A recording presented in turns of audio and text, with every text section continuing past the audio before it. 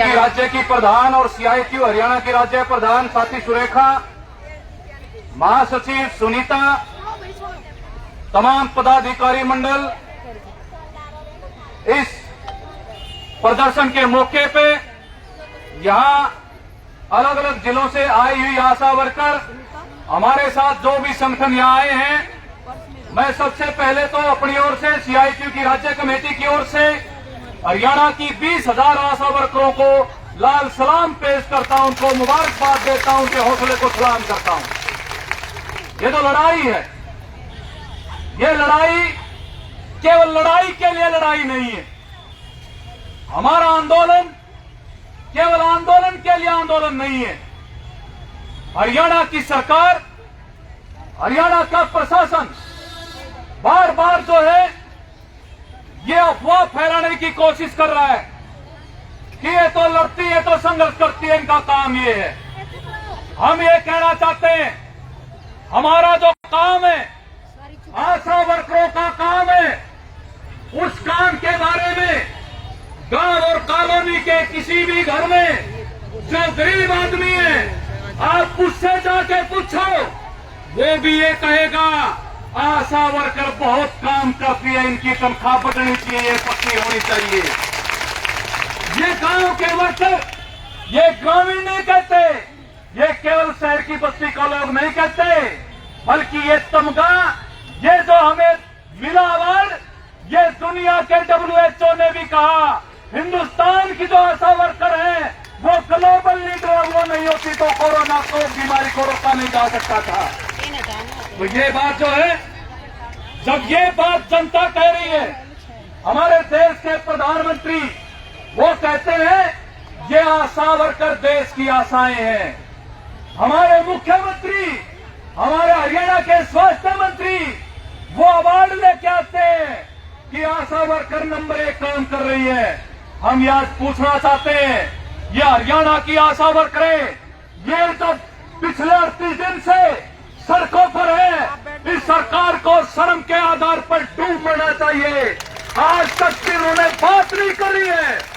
ये काहे की सरकार है, ये कहाँ का जनतंत्र है, ये कहाँ का न्याय है। ये कहते हैं महिलाओं की बात करते हैं, बेटी बचाओ बेटी पढ़ाओ की बात करते हैं। हम हरियाणा के यहाँ आशा वर्कर, ये जो महिलाएं हैं, ये बेटियां हैं, क्या ये माए नहीं है, क्या ये बेटियां नहीं है। और इससे आगे बढ़कर आपके स्वास्थ्य विभाग की बुनियाद है, अगर ये बुनियाद हिल जाए तो ये स्वास्थ्य का ढांचा चरमरा के बैठ जाएगा। लेकिन उसके बावजूद भी हट पकड़े हुए हैं। हम ये कहना चाहते हैं, ये हमारा शौक नहीं है। सड़कों पर कोई आशा वर्कर अपने परिवार को, अपने घर को, अपने बच्चों को, सबको छोड़ के आज सड़कों पर आती है, नारे लगाते हैं, प्रदर्शन करती है, जुलूस करती है, बीमार भी हो रही है, बेहोश भी हो रही है, उसके बावजूद भी आ रही है। आप इनकी बात आपको सुननी चाहिए। ये जो काम करती है, आप खुद आंकड़े जारी कर रहे हो। हम ये कहना चाहते हैं, हम तरीका नहीं लेना चाहते। हम जो काम करते हैं, हम वो काम जो है हम उसका मांगना चाहते हैं, हम उसका मांग रहे हैं। पिछले 3 साल से हरियाणा के मुख्यमंत्री भागे भागे फिरते हैं कि ना मैं आशाओं से बात नहीं करूंगा। फतेहाबाद में रैली हुई, हरियाणा के मुख्यमंत्री ने क्या कहा कि ये तो केंद्र सरकार की योजना है, इसको तो केंद्र सरकार बढ़ाएगी तनख्वाह। आज हरियाणा में जो केंद्र सरकार के मंत्री बैठे हुए हैं, राव इंद्रजीत, उसके दरवाजे पर इसलिए आए हैं, अपने खट्टर साहब से बतला लो, आपके ऊपर भी सरकार है, आपकी दिल्ली में सरकार है, आपकी हरियाणा में सरकार है। हमें तो 26,000 न्यूनतम वेतन चाहिए और पक्के कर्मचारी का दर्जा, जिस बिल बैठ के तय कर लो। हम यहाँ जो है राव इंद्रजीत के यहाँ हरियाणा के आसपास के जिलों से, उनके लोकसभा क्षेत्र से जो वर्कर आई हैं, उनको केवल ये कहने आई है, वो ये ना समझ ले कि भाई ये तुम्हारी वोट तो है। हम ये कहना चाहते हैं, आप कैबिनेट के अंदर बैठे हुए हो, आप बात करो, आप या तो ये बताओ ये आशा वर्कर काम नहीं करती, कुछ नहीं करती, आप हमें बताओ। लेकिन जब हम परफॉर्मेंस दे रहे हैं, हम दिन रात काम कर रहे हैं, हम ना बच्चे हमारे, ना हमारा परिवार दिन हो रात हो, जब भी विभाग का काम आता है, जब भी ऊपर से ऑर्डर आता है, हम तैयार मिलते हैं। लेकिन जब तनख्वाह बढ़ाने की बात आती है, जब हमारी दिहाड़ी बढ़ाने की बात आती है, जब हमें सुविधाएं देने की बात होती है, तो हमें सबसे पीछे रखा जाता है। ये दुबाक सहन नहीं करेंगे, इसलिए आशा वर्कर 30 दिन की हड़ताल पर हैं। और आप जो है बेशर्मी पर उतरे हुए हो, आप उनके साथ बात नहीं करोगे। और ये क्या रुख अपना रखा है हरियाणा की सरकार ने। हमारी आंगनवाड़ी वर्कर पिछले 4 साल 4 महीने हड़ताल में रही, 4 महीने हड़ताल में रही, उनको टर्मिनेट किया गया, उनकी घोषित मांगों को पूरा नहीं किया गया। ये क्या सरकार है। हमारे नगर पालिका के कर्मचारी आए थे, अभी यहां बैठे हुए हैं। 3 साल से लगातार आंदोलन है, लंबी हड़तालें हैं, बैठ के एग्रीमेंट कर लेते हैं, बुला लेते हैं, लेकिन लागू नहीं करते। अभी जो कल रख बैठे और 42 दिन तक हड़ताल की, सरकार ने एक कमेटी बना दी, कोई बात नहीं की, कोई बढ़ोतरी नहीं की। हम ये कहना चाहते हैं, इस देश को, इस राज्य को, इस समाज को, इस प्रशासन को, इसको चलाने में इन कर्मचारियों का, चाहे वो कच्चे कर्मचारी हैं, चाहे वो पक्के कर्मचारी हैं, उनका बहुत बड़ा योगदान है। इसलिए हम कहना चाहते हैं, जो मांग रहे हैं, जायज मांग रहे हैं, वो आपको देना पड़ेगा। देने के लिए लड़ाई है, उसके लिए लड़ाई नहीं है। जितना आप हमारी मांगे स्वीकार कर लोगे, आप टेबल पर नहीं आना चाहते। हरियाणा के गृह मंत्री अनिल विज, उनके बारे में आपने जो है कहने की जरूरत नहीं है, मुझे कहने की जरूरत नहीं है। 28 तारीख को क्या किया गया, 2 दिन पहले अम्बाड़ा में क्या किया गया। पुलिस के महकमे का मंत्री है, हमारे विभाग का भी मंत्री है, एक बार भी अधिकारियों के साथ मीटिंग नहीं करवाई गई है। और जब उनसे मिलने जाते हैं, हमारे साथ ही प्रोग्राम रखते हैं, तो पुलिस को हमारे पीछे लगा देते हैं। हम ये कहना चाहते हैं, ये पुलिस जो कर्मी है, चलो ऊपर से आदेश होंगे, जो भी होंगे, ये भी जो है हमारे मजदूर किसान कर्मचारियों के बेटा बेटी हैं, इनको भी पता है। और हम पुलिस को भी ये कहना चाहते हैं, हमारा पुलिस से कोई झगड़ा नहीं है, ना पुलिस के साथ हमारी लड़ाई है। हमारी लड़ाई उन नीतियों के खिलाफ है, उस सत्ता के खिलाफ है, जो हमें गरीब रखती है, हमें कमजोर रखती है, हमारी दिहाड़ी नहीं देना चाहती, हमें पक्का नहीं करना चाहती। असली लड़ाई खट्टर के साथ है, बीजेपी के साथ है। आज वो जिन नीतियां लेके आ रहे हैं, आज वो जो नीतियां बना रहे हैं, हमें इसके बारे में भी सोचने की जरूरत है। ये सारे बड़े बड़े प्राइवेट हॉस्पिटल खोल दिए, सारे के सारे आयुष्मान कार्ड के साथ जोड़ दिए, सभी जो स्कीमों का ऐसे जोड़ रहे हैं। अरे तुम्हारे बाप का पैसा है सरकारी खजाने में। एक भिखारी है, एक जो रिक्शा चलाता है, रेहड़ी चलाता है, उसका भी पैसा सरकारी खजाने में टैक्स से इकट्ठा होता है। उस पैसे को लुटवाने के लिए ये आयुष्मान जो योजना लेके आए। आप जो है सरकारी अस्पतालों को आप उसको बढ़ावा दो, वहां पर पूरी मशीन हो, पूरा टेक्निकल स्टाफ हो, सारे डॉक्टर हो, दवाइयां हो, उसी पैसे से सरकारी अस्पताल में 4 चांद लग सकते हैं और उसी पैसे से हमारी आशा वर्कर पक्की हो सकती है। लेकिन वो करने की बजाय केंद्र की सरकार होते, राज्य की सरकार एक रास्ते पर चल रही है। लोग जाए बाढ़ में, लोग मरे, आप एक कार्ड का एक तमगा दे दो, कुछ उसके बेनिफिट मिल जाएंगे, बाकी का प्रचार चलेगा। और ऐसी हालत बना रखी है। हम ये कहना चाहते हैं, भाई बात ये है, आशा वर्कर देश में 10 लाख है, 10 लाख से ज्यादा। आज ही के दिन जम्मू कश्मीर में हड़ताल चल रही है, पिछले दिनों बिहार में हड़ताल थी, आंध्र प्रदेश में हड़ताल थी, तेलंगाना में हड़ताल थी, मध्य प्रदेश के अंदर हड़ताल थी। ये 10 लाख जो आशा वर्कर हैं, केंद्र सरकार ने लगा रखी है। जब से NHM शुरू हुआ, तमाम सरकारी आंकड़े इतने बेहतर हो गए। दुनिया के अंदर जो हमारा देश सिर झुकाता था, आज वो शान से खड़ा हो सकता है। वो किस वजह से है? क्योंकि राष्ट्रीय स्वास्थ्य मिशन है और उसके अंदर ये 10 लाख आशा वर्कर काम करती है। तो हमारे देश के प्रधानमंत्री, हमारे देश के नीति निर्माता, वो जो अपना सीना चौड़ा करके दुनिया के मंचों पर बात करते हैं, लेकिन जो खपते हैं, बारिश हो, सर्दी हो, गर्मी हो, दोपहर हो, दिन हो, रात हो, ये जो काम करने वाले वर्कर हैं, इनके बारे में आप सुध नहीं लोगे। 2018 के बाद क्या कर रही है केंद्र सरकार, उसे हमें पूछना चाहिए। सब क्या है का मलिया मेट कर रहे हैं, ऐसी नीतियां लेके आ रहे हैं, सब कुछ प्राइवेट करो, सब कुछ बेचने लग रहे हैं, आपका जहाज बेच रहे हैं, रेलवे बेच दिए, सारे विभाग जो है ऐसे करने लग रहे हैं। और हरियाणा की सरकार उसी नक्शे कदम पे चल रही है। क्या कह रहे हैं? बोले हम ठेका पट्टा खत्म कर दिया और एक जो है योजना लाए कौशल विकास निगम के नाम से। और असल में कौशल विकास निगम नहीं है, बल्कि ठेके के जो व्यवस्था है वो पक्की व्यवस्था कर दी।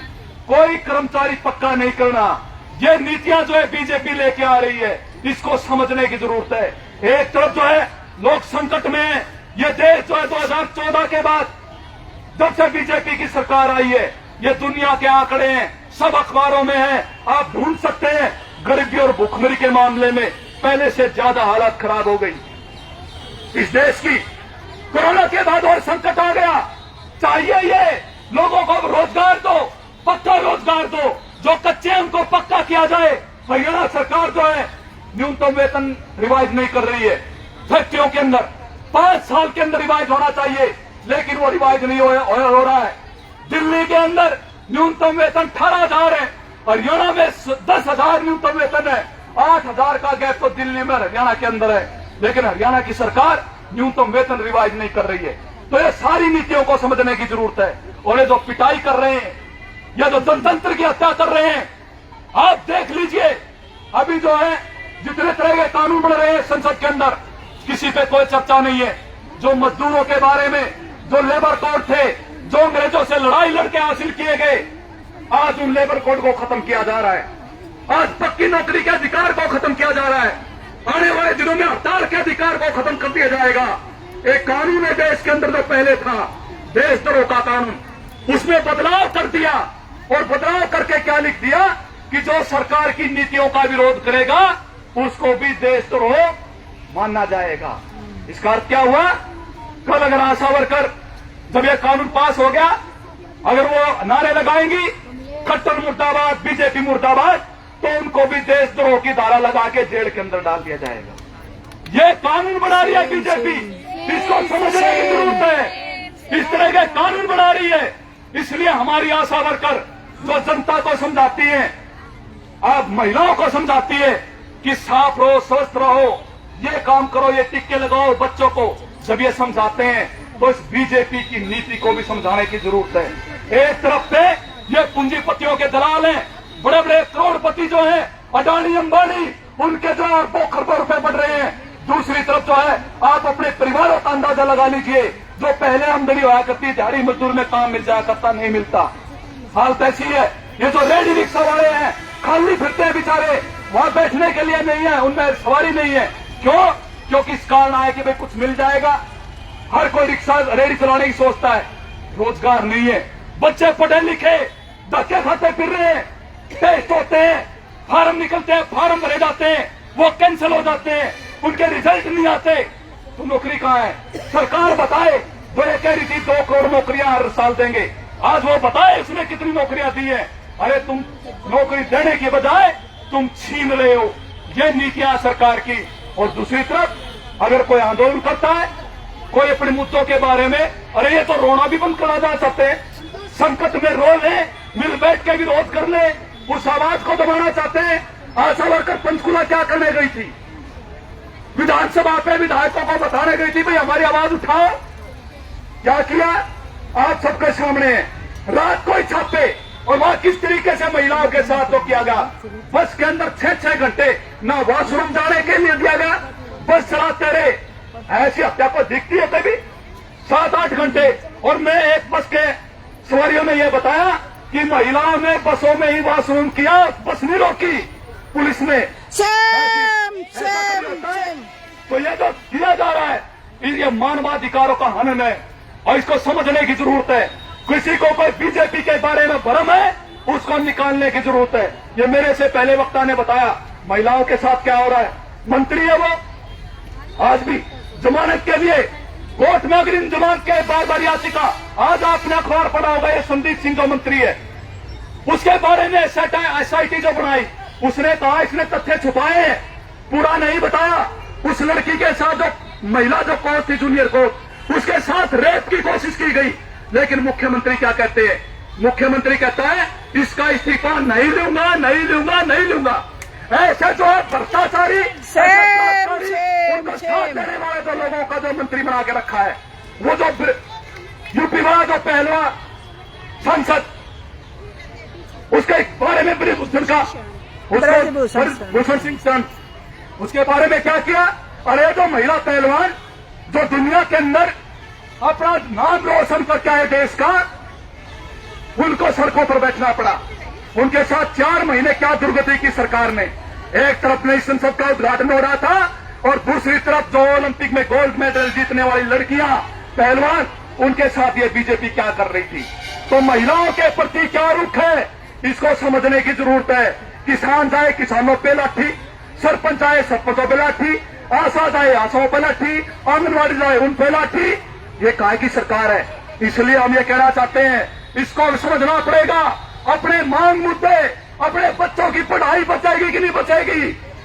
सारे सरकारी स्कूल बंद करने लग रहे हैं, लड़कियों के स्कूल बंद कर दिए।